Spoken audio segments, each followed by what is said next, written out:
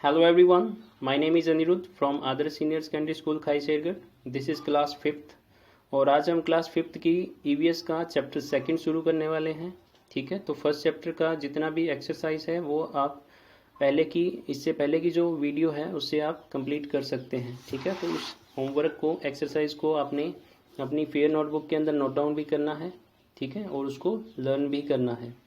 तो आज का जो हमारा चैप्टर सेकंड है वो है प्लांट प्रोपगेशन. ठीक है, यानी कि प्लांट प्रोपगेशन का मतलब क्या होता है कि जो नए पौधे हम उगाते हैं, ठीक है, यानी कि जो नए पौधे हम तैयार करते हैं उनको कैसे तैयार किया जाता है, उनके लिए क्या क्या मेथड है, किन किन चीज़ों की रिक्वायरमेंट है. ठीक है, तो प्लांट प्रोपगेशन के लिए हमें सबसे बेसिक चीज़ क्या चाहिए होती है, वो है सीड. ठीक है, यानी कि बीज की आवश्यकता होती है किसी भी नए पौधे को लगाने के लिए.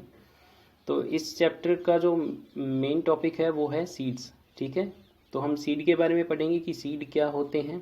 ठीक है, सीड कैसे बनते हैं, सीड के अंदर क्या क्या पार्ट्स लगे होते हैं, हर एक पार्ट क्या काम करता है, और सीड कैसे जर्मिनेट होता है, यानी कि जो सीड है वो कैसे अंकुरित होते हैं, बीज कैसे अंकुरित होते हैं, कैसे उनसे नया पौधा बनता है. इसके अलावा जब बीज पककर तैयार हो जाता है किसी पौधे के ऊपर तो वो कैसे नीचे की तरफ गिरता है, कैसे.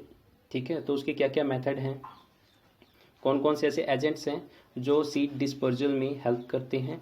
इसके अलावा जो हमारा लास्ट टॉपिक रहेगा इस चैप्टर का वो रहेगा रबी एंड खरीफ क्रॉप्स, यानी कि फसलों के प्रकार की फसलें कितनी तरह की होती हैं.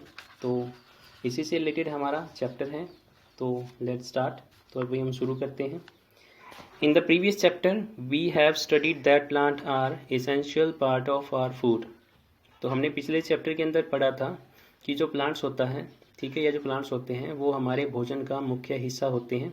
क्योंकि पिछले चैप्टर के अंदर हमने पढ़ा था कि जो एनिमल्स या कोई भी जो ह्यूमन बींग्स हैं, ठीक है, वो अपना फूड कहाँ से प्राप्त करते हैं. तो मोस्टली हमने उसके अंदर दो तरह के जीवों के बारे में पढ़ा था. ठीक है, दो तरह के लिविंग्स के बारे में पढ़ा था और वो थे प्लांट्स और एनिमल्स.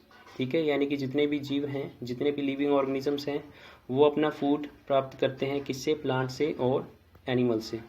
तो इस तरह से जो प्लांट्स हैं वो हमारे फूड का मुख्य पार्ट हो जाते हैं, मुख्य हिस्सा हो जाते हैं. Almost every organism depends directly और indirectly on plants for its food. तो हर एक तरह का जो जीव है इस धरती के ऊपर, ठीक है, वो डायरेक्टली और इनडायरेक्टली, यानी कि आप कहें तो सीधे तौर से, या फिर वो सीधा प्लांट्स को नहीं लेता है बल्कि उन जीवों को लेता है जो प्लांट्स को खाते हैं. ठीक है, तो वो इनडायरेक्ट वे हो गया है. जैसे कि एग्जांपल लेते हैं, जैसे कि ह्यूमन बींग्स हैं वो ग्रेन्स का इस्तेमाल करते हैं, जैसे कि चने का इस्तेमाल करते हैं, गेहूं का इस्तेमाल करते हैं, तो वो डायरेक्टली प्लांट से अपना फूड लेते हैं. इनडायरेक्टली वे से जैसे कि एक लायन है, ठीक है, वो प्लांट्स का यूज़ नहीं करता है भोजन के लिए. ठीक है, पेड़ पौधों को वो नहीं खाता है, बट वो उन जीवों को खाता है जो पेड़ पौधों को खाते हैं. जैसे कि डियर हो गया. ठीक है, डियर जो होता है वो प्लांट्स को खाता है, हिरन, ठीक है, वो प्लांट्स को खाता है, और वो प्लांट्स को खाने वाले जीवों को लायन खाता है. ठीक है, तो वो लायन जो है वो डायरेक्टली प्लांट्स पे डिपेंड नहीं करता है, लेकिन वो उन जीवों को खाता है जो प्लांट्स पे डिपेंड करते हैं, यानी कि जो पेड़ पौधों को खाते हैं. तो ये इनडायरेक्ट वे होता है. ठीक है, तो जितने भी जीव हैं वो डायरेक्टली और इनडायरेक्टली प्लांट्स पे ही निर्भर करते हैं अपने भोजन के लिए.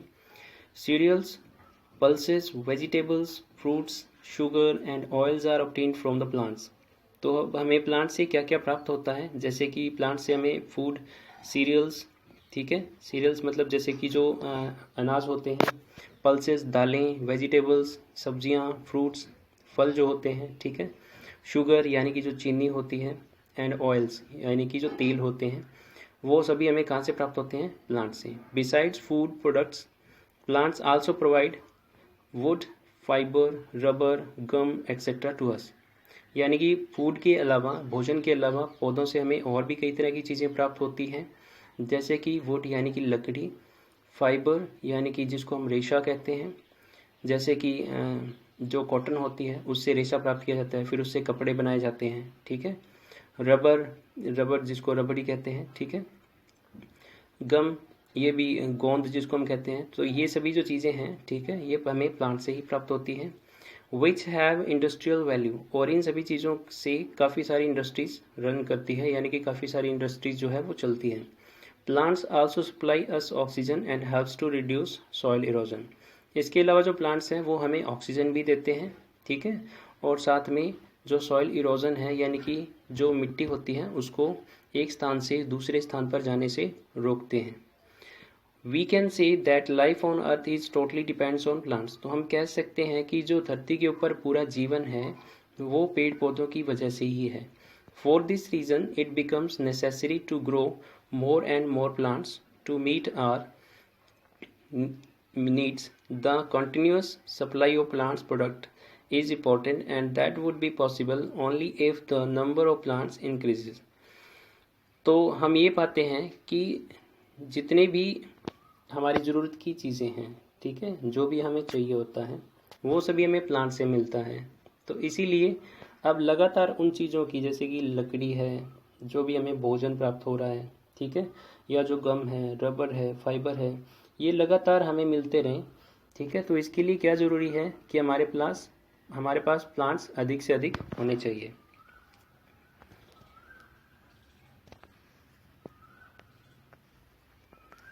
तो प्लांट्स को हम कैसे उगा सकते हैं, यानी कि कोई नया पौधा कैसे तैयार कर सकते हैं, तो उसके लिए हमें चाहिए होता है सीड यानी कि बीज, ठीक है। तो नेक्स्ट टॉपिक इज सीड्स। तो बीज क्या होते हैं? Why there are seeds in the fruits. हमारे जो फ्रूट्स होते हैं, जो फल होते हैं, उनके अंदर बीज क्यों होते हैं? This is because most of the new plants grow from the seeds. वो इसलिए होते हैं क्योंकि जो हमें नए पौधे उगाने होते हैं वो नए पौधे किससे उगेंगे? वो उगेंगे सीड से, यानी कि बीजों से। बीज से ही हम एक नया पौधा लगा सकते हैं। But how do seeds produce new plants. लेकिन एक बीज से नया पौधा कैसे तैयार हो जाता है? To know this let us first know about the parts of a seed.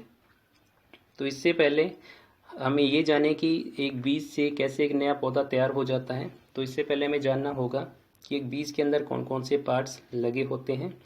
If you observe a seed carefully you will observe that it is covered in a hard covering called seed coat। तो अगर आप एक बीज को ध्यान से देखेंगे तो उसके ऊपर आप पाएंगे कि बीज के ऊपर एक बहुत ही हार्ड यानी कि सख्त कठोर कवर लगा होता है, एक सख्त कवरिंग होती है, ठीक है। और जो बाहर का कवर होता है बीज के ऊपर उसको हम कहते हैं सीड कोट, ठीक है। The seed coat protects the internal parts of the tiny plants called embryo. अब ये जो बाहर का सख्त कवर होता है यानी कि कठोर जो कवर होता है जिसको हम सीड कोट कहते हैं, तो ये जो बीज होता है उसके अंदर के जो सॉफ्ट पार्ट्स होते हैं, ठीक है, जैसे कि एम्ब्रियो, ठीक है, जिसको हिंदी में हम भ्रूण कहते हैं, तो इसकी ये सुरक्षा करता है। You can observe embryo bye soaking the seed in the water for overnight. तो आप देखेंगे कि जो एम्ब्रियो होता है सीड के अंदर वो लगातार पानी को सोखता रहता है। The swollen seed show it's different parts more clearly. तो जब आप किसी बीज को पानी के अंदर रखेंगे, ठीक है, पूरी रात के लिए, तो वो काफ़ी सारा पानी एब्जॉर्ब कर लेता है, ठीक है। तो फिर आप सुबह के समय उसके अंदर के पार्ट्स को आसानी से देख सकते हैं। It contains fleshy seed leaves और cotyledons and the baby plant inside it. जैसे कि आपको डायग्राम्स के अंदर दिखाई दे रहा है, ठीक है, कि दो बड़े पार्ट दिखाई दे रहे हैं, ठीक है। इनसाइड पार्ट को देखिए, जो डायग्राम सेकंड है उसको देखिए, तो उसके अंदर जो दो बड़े पार्ट हैं वो उनको हम बोलते हैं सीड लीव्स या फिर कोटिलीडन्स, ठीक है। हिंदी में इनको कोटिलीडन्स को कहा जाता है बीज पत्र, तो वैसे हम इंग्लिश के अंदर इनको कोटिलीडन्स बोलते हैं, ठीक है। और एक इसके अंदर आप देख सकते हो बेबी प्लांट, यानी कि जो दो हल्के से दोनों कोटिलीडन्स के बीच में दो हल्के से पत्ते दिखाई दे रहे हैं, ठीक है, तो वो बेबी प्लांट होता है, यानी कि जो नया प्लांट ग्रो करेगा वो वहीं से करता है। All seeds do not produce new plants. तो सभी जो बीज होते हैं वो नए पौधे नहीं बना सकते। Some seeds separate from the mother plant undeveloped. कुछ जो बीज होते हैं वो पौधे से बिना डेवलप हुए यानी कि पूरी तरह से पके बिना ही गिर जाते हैं या अलग हो जाते हैं। Some are eaten by the birds और एनिमल्स और डिस्ट्रॉयड बाय विंड और रेन। अब कुछ जो सीड्स होते हैं उनको कुछ बर्ड्स खा लेते हैं, कुछ को एनिमल्स खा लेते हैं, ठीक है। और कुछ जो बीज होते हैं वो पूरी तरह से पके बिना ही यानी कि अनडेवलप्ड कंडीशन के अंदर ही वो हवा के द्वारा या बरसात के द्वारा नीचे गिर जाते हैं, ठीक है, या पौधे से अलग हो जाते हैं। Some do not get appropriate environment like soil, air, water. अब कुछ जो बीज होते हैं ठीक है, उनको सही से कंडीशन नहीं मिलती है जो उनको उगने के लिए चाहिए होती है, जैसे कि मिट्टी सही तरीके से नहीं मिल पाती है, या हवा नहीं मिल पाती है, या पानी नहीं मिल पाता है, तो उस वजह से वो नहीं उग पाते हैं। These seeds are not able to produce new plants. तो ऐसे जो बीज होते हैं जिनको सही कंडीशन नहीं मिलती है या जो पूरी तरह से पके नहीं होते हैं, तो उनसे नए पौधे नहीं उग सकते। Only those seeds which get favourable conditions for their growth grow as a new plants. अब ऐसे बीज जो पूरी तरह से पक जाते हैं और दूसरा कि उनको सही से कंडीशन मिलती है, फेवरेबल कंडीशन ग्रो करने के लिए, ठीक है, कि अच्छे से सॉइल मिल रही है, एयर सप्लाई हो रही है, पानी मिल रहा है, ठीक है, तो वो जो बीज होते हैं वो नए प्लांट्स उनसे उगाते हैं। तो आज के लिए बस इतना ही। कल हम करेंगे जर्मिनेशन ऑफ सीड्स, ठीक है, और हमारा जो नेक्स्ट टॉपिक है वो हम करेंगे डिस्पर्जल ऑफ सीड, ठीक है। तो आज की जो टॉपिक से रिलेटेड एक्सरसाइज है वो आपको स्कूल की ऐप पे मिल जाएगी, तो वहाँ से आप उसको नोट डाउन कर सकते हैं, ठीक है। तो आज के लिए बस इतना ही। Thank you.